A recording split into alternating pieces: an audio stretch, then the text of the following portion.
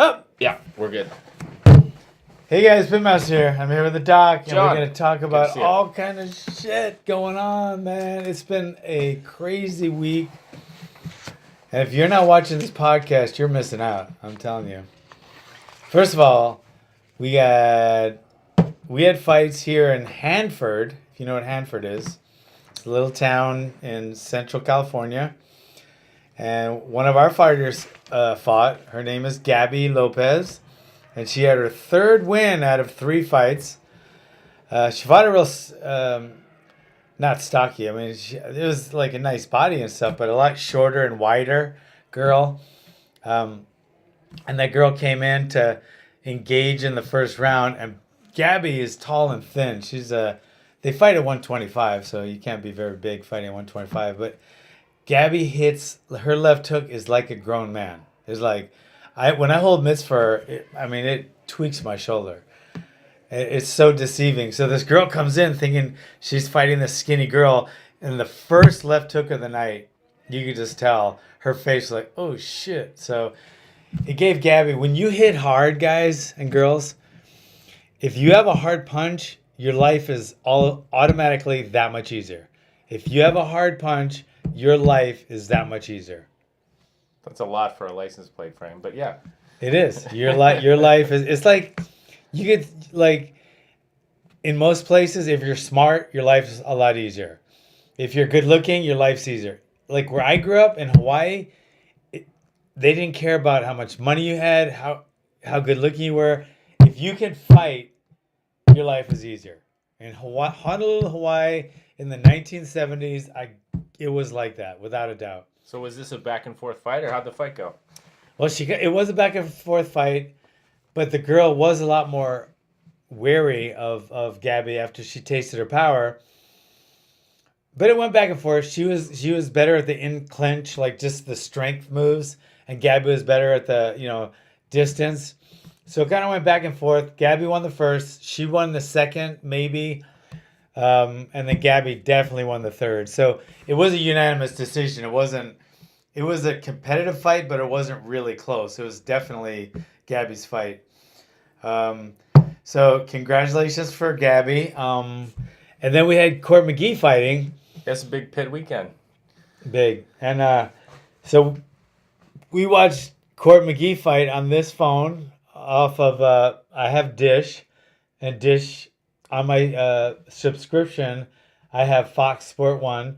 So I was able to get the fight on this phone. So we get to watch it in the dressing room with there's probably, without exaggerating, there's probably like 25 people watching Court McGee fight on this iPhone. And everybody's like gathered around watching the fight.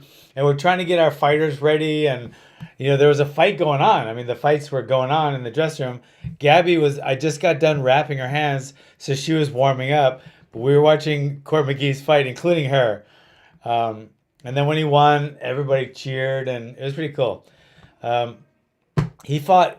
Let's break right into UFC Volkan versus Smith out of New Brunswick, Canada.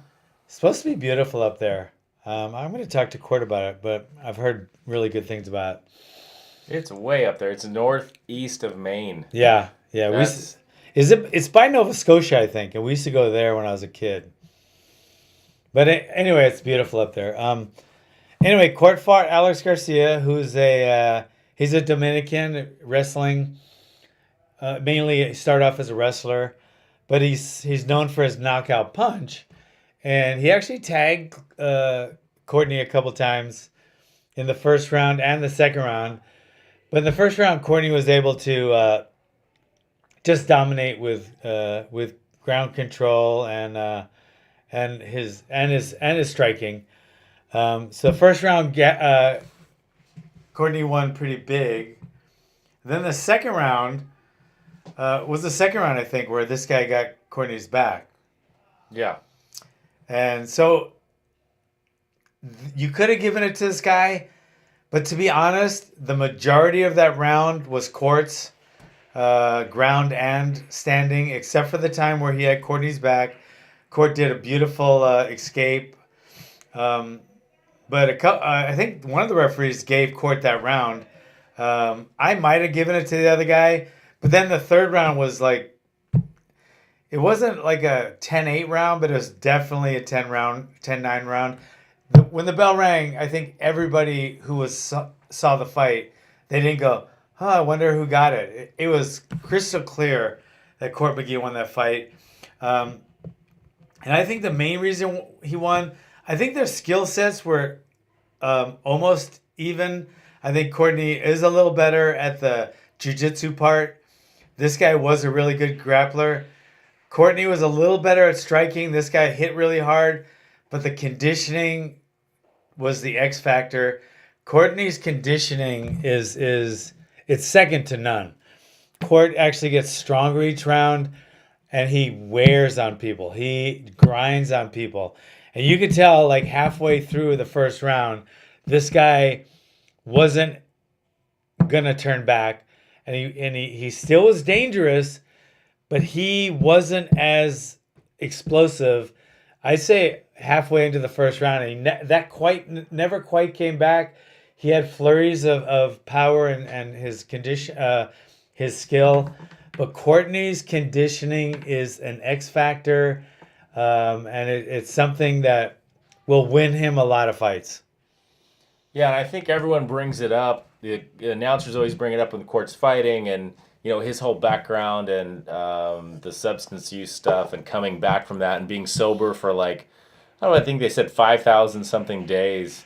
It's a long time, but that's always in the back of everyone's mind when they watch Court, because it's such a feel-good story to see someone who's so successful that's come out of that, especially as that, I don't know, it seems like it's taken even more of a hold on our country, and there's a lot of towns that are really devastated by the opioid crisis. So that's kind of Court's thing, and it's great. His win, he was so happy. It was so nice to see him win. He was so thrilled, and he gets his message out there, and it just makes him an even more popular fighter. I think people really like him. My wife won't watch MMA, but when Court's fight came on, she ran in the room and watched through her fingers. But she wanted to see Court fight because he's such a nice guy. Yeah. She's met him, and she ran in the room to watch Court fight. She was really excited for him too. So it was great seeing Court fight. Great seeing that win. Yeah, I think I agree with you. It was it was a dominant win, so it was really nice to see. Yeah. The UFC is gonna like that. And he's gonna do some stuff for the UFC against, speaking out, not against anything, but for, like being clean and sober and breaking free of the drug addiction, especially the opioids. And he's such a good spokesman because everybody loves Court McGee. You cannot if you don't like Court McGee, you personally, if you don't like Court McGee, you're a douchebag. It's like, there's some people like me, some people don't. I see both sides to that. And most people are like that. But Court McGee, if you don't like Court McGee, you look in the fucking mirror and you are a douchebag. You are not a good person. Nobody that's a good person dislikes Court McGee. He's one of these guys that everybody who's a good person on this planet loves him. I don't know why. He's such a likable guy. What does he look like without a beard? Have you ever known him to not have a beard? No, but I've seen pictures and I've seen it the whole time you've known him. He's had the big beard. It's gone back and forth. Like he's trimmed it up pretty good. I saw he posted a picture about him and his wife's anniversary or something. A really old picture and he had no beard. I was like, I didn't even know what he looked like. I was like, Court McGee. That's Court McGee. His dad has the same beard.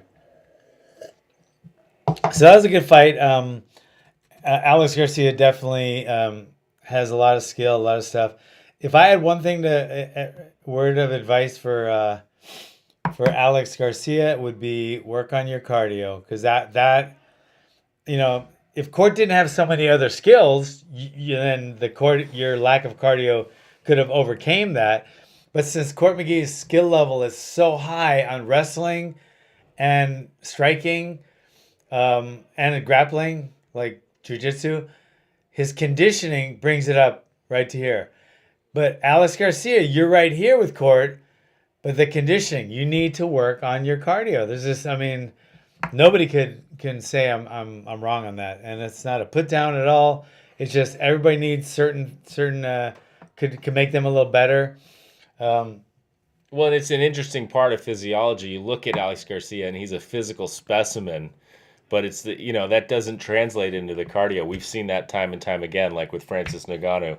The guy looks like he's chiseled out of granite, like amazing, and then the cardio is not always. It doesn't go along with cardio. And then you look at someone like Roy, big country Roy, right? And he has a huge gut, and he'll go 5 hard rounds and not even get close to tired.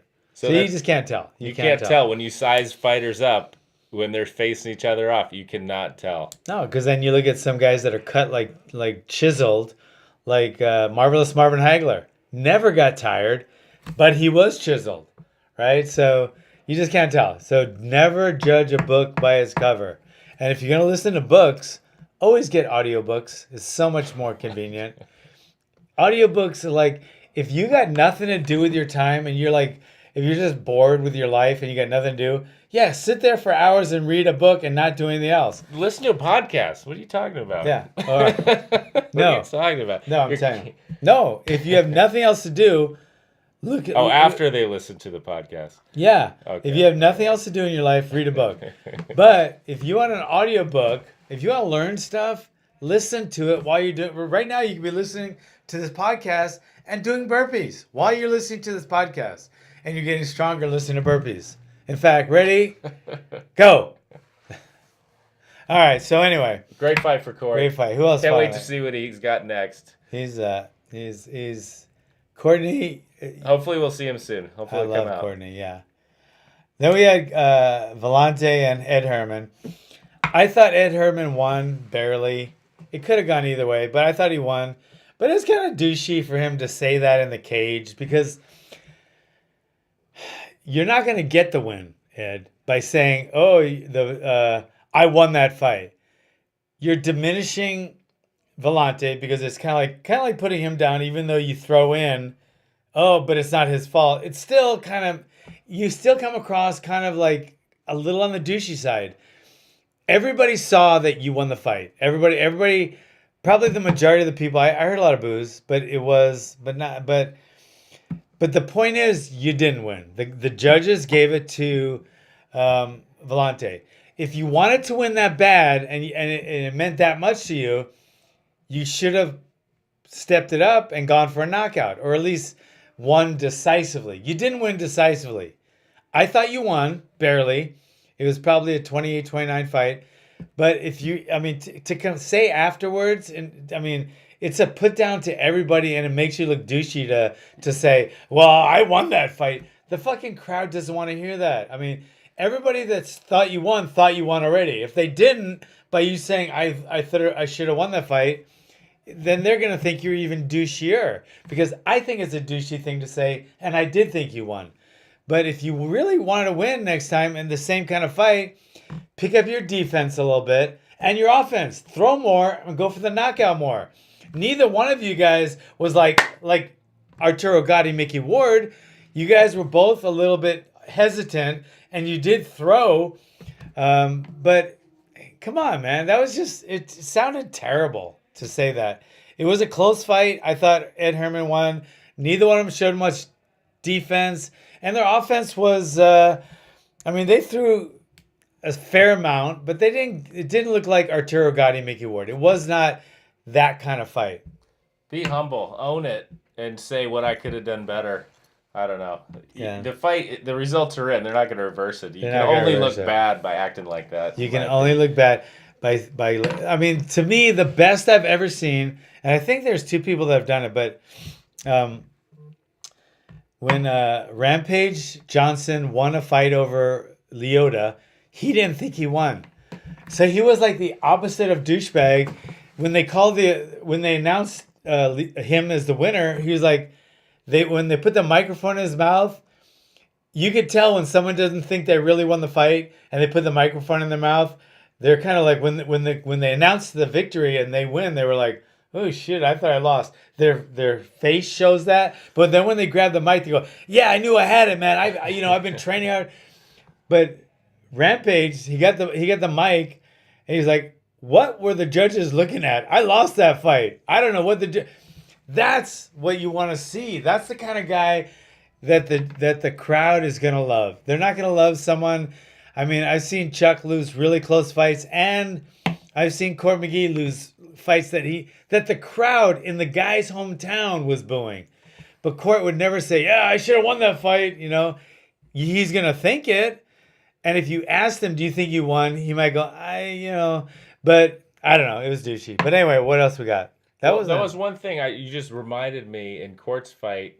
The announcer said something about Court doesn't really get finished. I was just looking up his record. He got one. He got stopped once. Once. Yeah. The rest of them, if he's so durable, he goes the distance. He got stopped once by the guy from American Top Team. Yeah, by American Top Team. Right here. It was up Lamar. He won one. No, it was after decision, that. Decision. Upmar. Decision. I don't remember the name. No, it was right before that one. There's that guy, Santiago. Yes. Santiago. Ponzinibbio dropped him. That was a TKO. Yeah. So, but that was it. Yeah. Court doesn't lose. He doesn't get submitted. He doesn't get knocked out. And almost all of his losses by decision are fucking split decisions. And to be honest, like, I think he should have won most of them. Ben Saunders, super close. I thought he won, but I definitely wouldn't argue that one. Nick Ring, he definitely won that one, and he got ripped off. And that Strickland guy. But anyway, so that was Court. What else we got? We got the Asian sensation. Sukum Ta. And Sukum this other guy is so new, they don't even have a picture of him on UFC's website. Martinez. Jonathan Martinez, who came in, I guess, undefeated, some sensation. Yeah. Big deal coming to the UFC. So Sukum Ta, I remember we saw him fight recently. Yeah. He fought O'Malley. Yeah, and he hurt it, yeah. That was the one where O'Malley broke his foot and was laying on the mat for his interview. So he was coming back from that loss to O'Malley. Yeah, he looked good. He looked really good. He's a good fighter. He's a good fighter. But this was a fight. I think Martinez was covering up on the cage and just taking shots and after shot. And then how did the fight end? It was a stoppage, I think. I don't remember. I'll look it up. It was a close fight. I just remember all those shots. He was taking so many shots. But Martinez was giving too. It was definitely a give and take fight until Sukumtat started getting the momentum and I think he stopped him. I'm gonna say he stopped him, but I'm not 100% sure. But anyway, so that was a good fight. What we got next? Then we had Misha Serkinov versus Patrick Cummings. First round, it was one-sided. Serkinov, I think it was the first round. I'm almost positive the first round took him down and submitted him with looked like an arm triangle. But yeah, I mean, there's not much to talk about that fight, so there's not much to say. Who's that? That was in the semi though, right? Who's the semi? It was a round one submission. Yeah, that was not much to talk about. Serkinov definitely. And the other one, the Sukumtov fight was a decision. Okay, it was, huh? Yeah. Okay, so that was a close fight. That was a really close fight. The Asian sensation Serkinov definitely won, but he got. Which fight are you talking about? Serkinov. Oh yeah, he's not the Asian sensation. Yeah, he is. No. Yes, he is. No. The Serkinov. No, that's Sukumtov. Sukumtov. Okay, whatever. Serkinov is. Oh, there's two, Serkinov and Sukumtov. Get the fuck out of here! You can't. This kid is not Asian. That's Misha. His name is Misha. Okay, so Serkinov isn't the Asian sensation. You're confusing the shit out of everybody. The other guy is Serkinov. So you got a Serkinov and Serkinov. Get the fuck. That's you're confusing. Saying both wrong, but right. Okay, but anyway, Asian sensation Serkinov. Close fight. He definitely won. But that Martinez guy will be back. He's a tough mother. The only thing Martinez, he got cornered a few times, though, where he didn't counter at all. He just kind of turtled up against the cage for, like, multiple. Let me tell you about, when you get covered, when you're trying to cover against the cage, it's the worst strategy in the world. You either hit back, hit, hold, right? So clinch or get out. You never cover up. But the reason a lot of people do that is it's not bad strategy for some people. Some people are hurt. And all of a sudden they get rocked against the cage and all their instinct does is for them to cover up. But people that are just tired and covering up, they're just it's a downward spiral. Unless your name is Muhammad Ali and you're against a rope when you can lean over the rope and avoid the punches, a cage, you can't do that. So if you're trying to rope a dope in a cage, you're going to get knocked the fuck out. So then we have the semi-main, right? Is that Michael Johnson against Artem Lobov? Good fight. I mean, not a good fight. He gets a lot of hate for whatever reason. I think it's his record. He's 14-15 on the main card. Yeah. But he gets a lot of hate online. This guy. He's just because I think people think he just gets the fights because he's from the camp or the sparring partner of Conor McGregor. Yeah. So they're out of the same camp in Ireland. And he's kind of douchey, So I don't know. I don't know that he's douchey, but that's what I hear. And then Michael Johnson, nobody doesn't like him. He looks like the guy in Police Academy with the crazy voices. And he fights. He will fight anyone, anywhere. He'll slug with anyone. He's so fucking tough. So he was a 3-week out replacement fighter for Lobov, and he didn't make weight. He said he had to drop 30 pounds to make this fight, and he missed it by a pound. So Lobov, I guess, was going to get 20% of his purse, and he refused it. You can't refuse it. Well, he apparently said he would give it back. And you can't give it back. Oh, well, that was the story. I know. This is why you can't. Because they want to find fighters that don't make weight. And if you give it back to them, Dana doesn't like that. In fact, he won't allow that. Because then it's setting a bad precedent for the other fighters. So I think like one of my guys once, his opponent didn't make weight and they fined him 20%. And we're like, fuck, bro, he's barely missed it. It's like something stupid. No, he was going to give him back the money out of his purse. My guy, Dana had a fit. He said no. Well, I kind of agree with Dana on that because they're using it as a penalty. It's not up to Lobov to say, I don't want it. It's not up to you. Right. Take it. Donate it to charity. But I think they're using it as a punishment. It's not up to the other fighter. I agree with that. Right. So, and I mean, to speak up for Michael, if he took the fight on that short notice, then you got to talk to the, it's short notice. So the promoter and the matchmaker knows that. Say, I might have to be a catch weight. I might be a couple pounds over, because you should know your own weight, and you shouldn't be 30 pounds over unless you're a heavyweight. Because the percentage of your body weight at that weight, what are they, 55ers? I mean that's a lot of weight.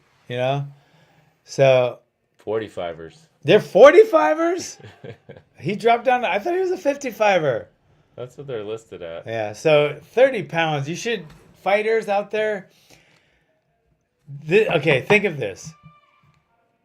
Some of the best fights you're going to have are going to be last-minute replacement fights. And for some reason, even being in a full fight camp, sometimes you're going to fight better if you get called on Monday and said, can you fight this Saturday? Or even if on a Wednesday, hey, can you fight this Saturday? I don't say you should always be on weight, but you should always be ready to fight in every other way. Because some of your best performances are going to be those fights where someone says, and best opportunities, hey, it's Tuesday. Can you fight this Saturday? We got a huge title fight in the UFC main event. And if you're out of shape, you're going to either say yes and just get destroyed, or say, no, I'm out of shape. But chances are you won't get that opportunity again. But if you stay in shape all the time, you don't have to be in fighting shape, and you don't have to be in fight weight. But if you're kind of near your weight, you shouldn't be 30 pounds overweight. There's no excuse for that, and you should always be ready. If you're not fighting in the UFC, but you're a fighter, you should always be ready to fight this weekend. Always. Because you never know if you're fighting at Tachi Palace or some other little organization and somebody caught you fighting and they sent a video to Sean Shelby and he goes, oh shit, my guy just fell out. And he'll call you and say, hey, can you fight in 3 days? And you say no, you might not ever get that call again. But if you say yes and you put on a good show, win or lose, chances are you're going to fight for the UFC again. And it's a no, that's a no lose situation. So anyway, that's what I got to say about that.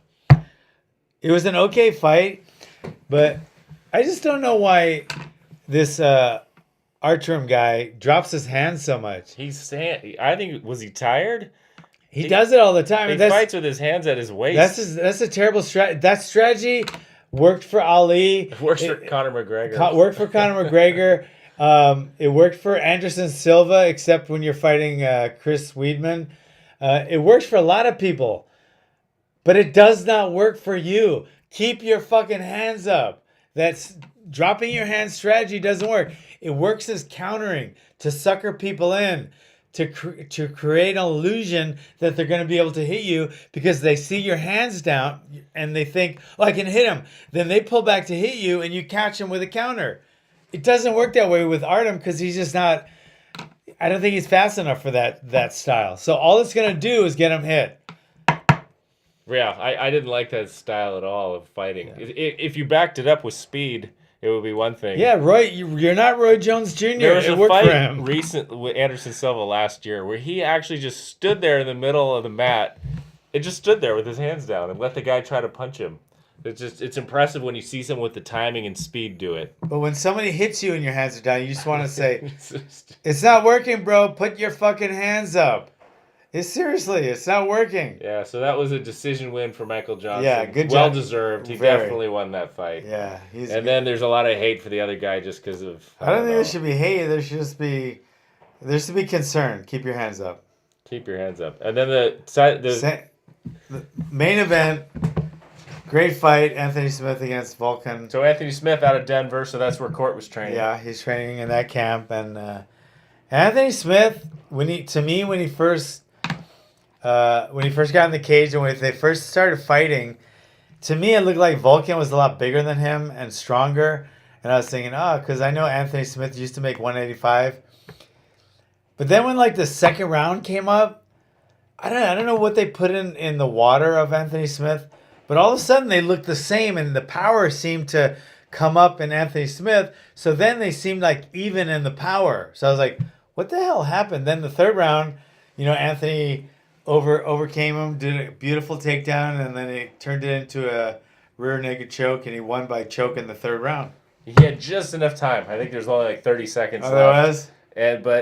And he was already tired before he took him down and got his back. He was already, Anthony Smith, they were both tired. Actually, Volkan looked tired too.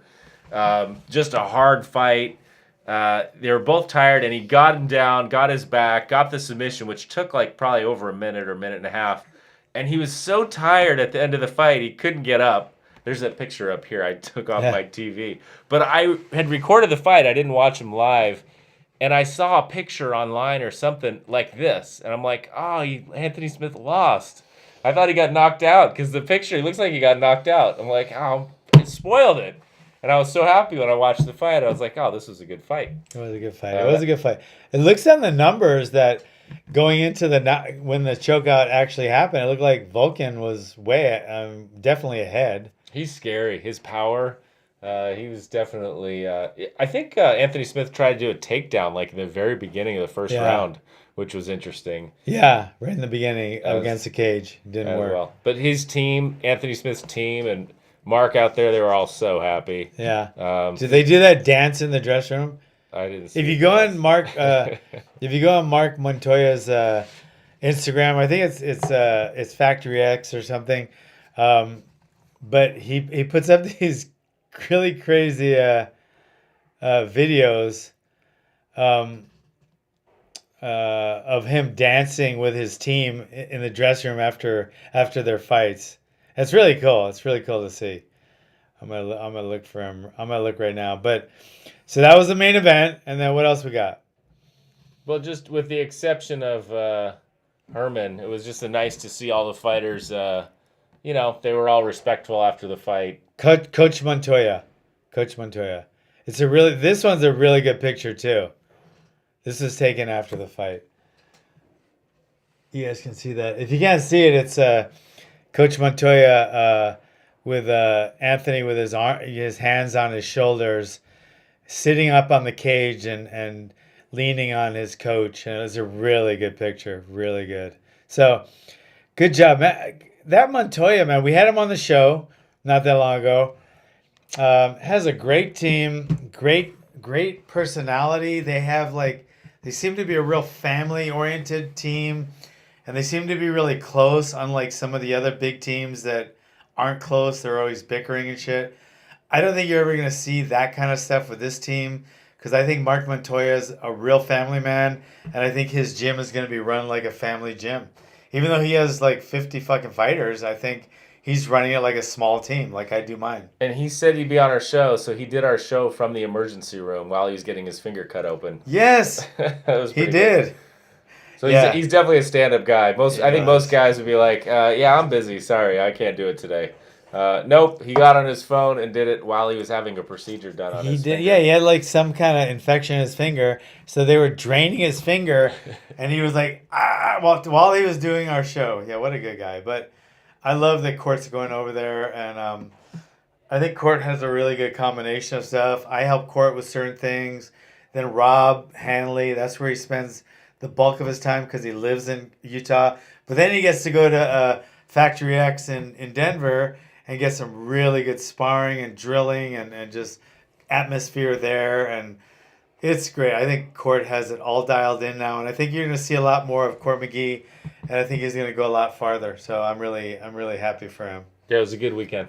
So what else we got? Anything else going on? The only other thing going on was Mighty Mouse is leaving the UFC. He's he just lost. He just lost, yeah. He just lost. He lost one fight, and he's out of the UFC, so he's going to another promotion in a trade. Have you ever seen a trade before in MMA? No, and I don't like it. The closest thing I've seen to it was the Pride, where Chuck went and fought in Pride, but he was a UFC fighter, which was actually, I don't know if we talked about it on the show, but there's a documentary I thought was really cool, but John lived it, so, but of Chuck and John going over to Japan. And basically, they entered him in a Grand Prix or something, like a Grand Prix tournament. They entered Chuck in the tournament. But that was the closest I've seen to a fighter. He was basically a fighter that was like lent out. Yeah, it was a. But you see trades all the time in other major sports, but you're not used to seeing trades between promotions in the UFC. So it's kind of interesting. So Demetrius Johnson, Mighty Mouse leaving, and then Ben Askren coming over to the UFC. Yeah.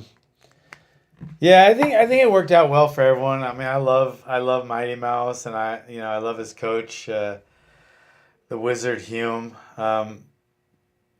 Askren is gonna make it. I mean, I think. Well, I don't know if he's gonna make it or not. I would bet he will. I thought he retired or something a year ago. Well, he's like a. I don't think he's had many fights. How many fights has he had?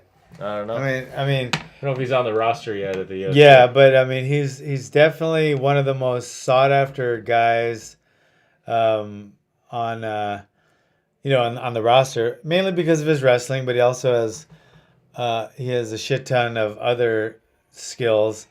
So he's a really sought after fighter. So I'm looking forward to seeing him fight.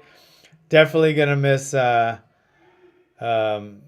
Definitely gonna miss Mighty Mouse, but I'm sure we're gonna see him again. Now he's gonna be in the One Championships. Is that it? Right? Yeah, One Championship out of Singapore. Yeah. So I don't even know where. I've never even watched one of those fights. Have you? No. I know nothing about that. I think he's a pretty big deal though. Yeah. Coming over. Who is? Askren. Coming over here? Yeah. Oh yeah, he's a big deal, and so's Mighty Mouse going over there. So it's a win-win for them. But what is his career? How do you spell his last name? Askren. Yeah, Askren. Kren. Aryan. Let me see what his record is. Oh, it's right here. 18-0. Huh, shit. Seriously? One no contest. Wait, seriously? Yeah. So he's 18-0. So he's fought. Okay, so most of his fights have been in one championship. Oh, he's had a shit ton. He's been in Bellator. I don't recognize any of the names that he's beaten. Oh, Douglas Lima he beat. Jay Heron he beat. Nick Thompson. Nobody else really. I don't really recognize those names, but Well, apparently he's going to get a top 5 fight yeah, for his debut in the UFC at welterweight. Yeah, he's supposedly like fucking the real deal. So that should be interesting. Ben Askren in the UFC, Mighty Mouse in one championship. I want to watch this one championship. I don't think I think UFC's hoping to get a fighter that more people are interested in. For whatever reason, Mighty Mouse didn't do it for a lot of people. Yeah, it's like crazy. I mean, I think because he was so good and so technical, people would rather see two guys like, Arturo Gatti and Mickey Ward just going at it than somebody so technical that, But, I think the UFC will miss Mighty Mouse. A lot of the people will, but definitely a good addition Ben Askren will be, right? Yeah, we'll see. We'll see what his big first fight is. We will see. So I think it's going to be a big draw just because of this such an unusual situation. I think people are going to be interested no matter what. Being a trade. Yeah. Maybe that's the start of something that's going to be going on. Yeah. All right, cool.